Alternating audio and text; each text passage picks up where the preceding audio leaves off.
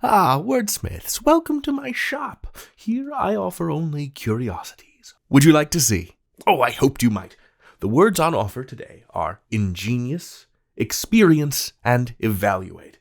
We'll go through their definitions, explain their origins, and use each one in a sentence.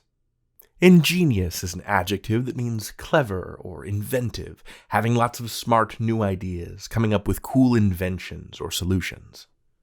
Experience, it's both a noun and a verb. As a noun, it means something that has happened to you, or knowledge or skills gained by doing something. As a verb, it means to go through something yourself. Evaluate, it's a verb. It means to analyze or examine something in order to form an opinion about it. Let's get into where these words come from. For ingenious, let's focus on two word parts. In means in, and gen means born or created. It's the idea of skill or smarts being an inborn quality, something you've either got or you don't.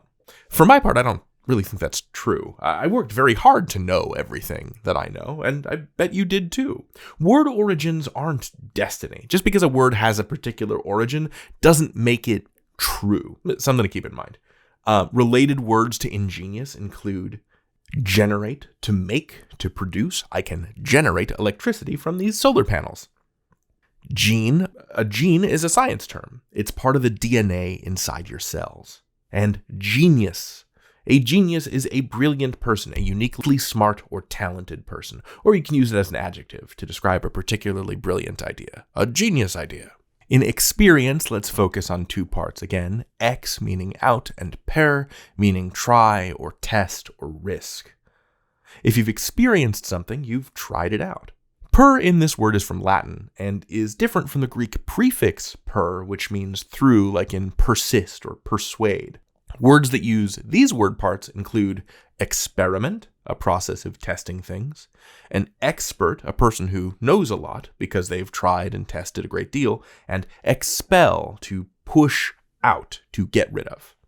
And finally, evaluate. I'm sorry that my V's and U's always look almost identical. It comes from the Latin word parts ex, again, our old friend meaning out, val meaning worth or strength from the Latin valere, to be strong, to have value, and ate, a suffix that makes it into a verb, an action word, so a verb-forming suffix. To evaluate something, therefore, is to pull the value out of something, to analyze it.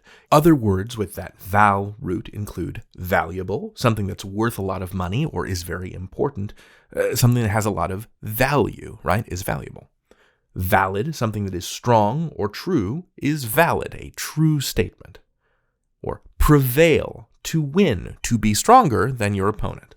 Now, let's use these words in some sentences.